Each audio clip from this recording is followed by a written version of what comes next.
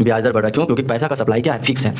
तो वही लिखा हुआ है LM वक्र बाएं से दाएं और ऊपर चढ़ता है, इसको कहते हैं अपवर्ड स्लोपिंग। यहाँ ये याद रख लेना, IS का डाउनवर्ड स्लोपिंग होता है और LM अपवर्ड स्लोपिंग होता है। और जहाँ ये दोनों मिल जाए वहीं इक्विलिब्रियम होता है। देखिए IS LM, एक चीज़ बहुत आसान याद रखना, कर्व को IS से डिमांड कर्व की तरह दिखता है और LM सप्लाई कर्व की तरह, और जहाँ दोनों इंटरसेक्ट करे उसको वहीं कहते हैं इक्विलिब्रियम पॉइंट। वही लिखा जहाँ IS LM का कटान होता है यानी इंटरसेक्शन होता है, वही जनरल इक्विलिब्रियम होता है। उस बिंदु पर वस्तु बाजार भी संतुलित और मुद्रा बाजार भी क्या हो जाता है, संतुलित हो जाता है। जहाँ एक दूसरे को काटेगा वहाँ दोनों क्या हो जाएगा, संतुलित हो जाएगा।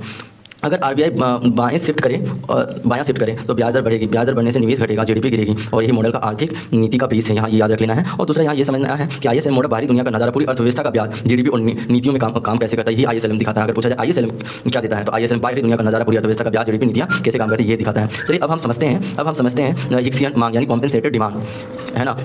देखिए एक उदाहरण के माध्यम से मान लेते हैं कि आज रोज सेब खरीदते हैं, अचानक सेब के दाम बढ़ जाए तो हम पर दो असर होगा। पहला, सेब महंगा हो गया तो हम लोग सोचेंगे कि सेब की जगह कुछ और खरीद लेते हैं, उसको कहते हैं प्रतिस्थापन प्रभाव। सेब महंगा तो आप केले खरीद लेंगे, है ना। दूसरा, आय प्रभाव। सेब महंगा हो गया तो आपकी जेब से ज़्यादा पैसा निकले, मानो आप गरीब हो गए। मैंने अगर सेब ही खरीदना है तो हम सेब खरीदेंगे तो हमारा पैकेट से ज़्यादा पैसा जाएगा। अगर ज़्यादा पैसा जा रहा है तो हम क्या हो जाएंगे, गरीब हो जाएंगे। इसीलिए हम कुल मिलाकर के आप समझ सकते हैं कम चीज़ खरीदेंगे। इसी को कहते हैं इनकम इफेक्ट। यानी यहाँ हम ये बताने का प्रयास किए कि कैसे हिक्सियन को कॉम्पेंसेटेड डिमांड दो भागों में बढ़ता है। पहला, सामान महंगा होने पर या तो वो चीज़ आदमी खरीदना ही नहीं चाहेगा, दूसरा सामान खरीदेगा उसको प्रतिस्थापन प्रभाव, या फिर अगर खरीदेगा तो ज़्यादा पैसा देना पड़ेगा, यानी उसको कहते हैं इनकम इफेक्ट। अगर ज़्यादा पैसा खर्च करेंगे तो हमारा आय प्रभाव कहीं ना कहीं कम हो जाएगा, गरीब हो जाएंगे। इन दोनों इफेक्ट को अलग अलग कैसे देखें, यही हिक्सियन मांग है। यही दोनों को अलग अलग तरीके से देखने का नजरिया कौन दिए, हिक्सियन यानी हिक्स दिए। इसलिए उस मांग को कहा गया हिक्सियन डिमांड यानी हिक्सियन मांग। देखिए क्या थ्योरी कहता है, यह वह मांग है जब आपको इतना पैसा दे दिया जाए आपकी खरीदारी की ताकत बिल्कुल ना बदले।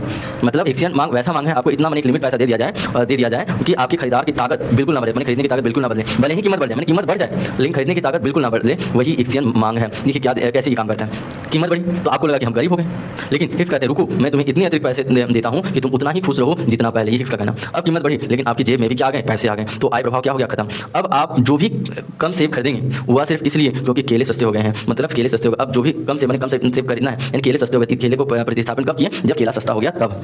वही लिखा हुआ है हिक्स का मुआवजा, हिक्सन डिमांड। मतलब यहाँ ये समझना है, मतलब वो पैसे के बारे में बताता है हिक्स, जो अगर दाम बढ़ भी जाए तो हमारा जो हम उतना ही खुश हैं जितना पहले खुश रहते थे, मैंने वही हिक्स का डिमांड भी बताता है। अब देखिए यहाँ ध्यान से समझेंगे, साधारण मांग क्या करता है, कीमत बढ़ी तो आप कम सेब खरीदते हैं, लेकिन हिक्सियन मांग क्या करता है, कीमत बढ़ी लेकिन पैसे भी बढ़ा दिए। मैंने हिक्स वही पैसे की मात्रा को बताता है जो वो पैसे अतिरिक्त दिए। आप थोड़े कम सेब खरीदते हैं, इसमें से प्रतिस्थापन प्रभाव है। देखिए यहाँ ढलान ज़्यादा तेज होता है, मैंने मांग ज़्यादा तेज गति से बढ़ता है, ज़्यादा स्टिफनेस होता है, लेकिन यह ढलान तेज होता है, वो कम गिरती है, मतलब इसका स्टिफनेस कम होता है।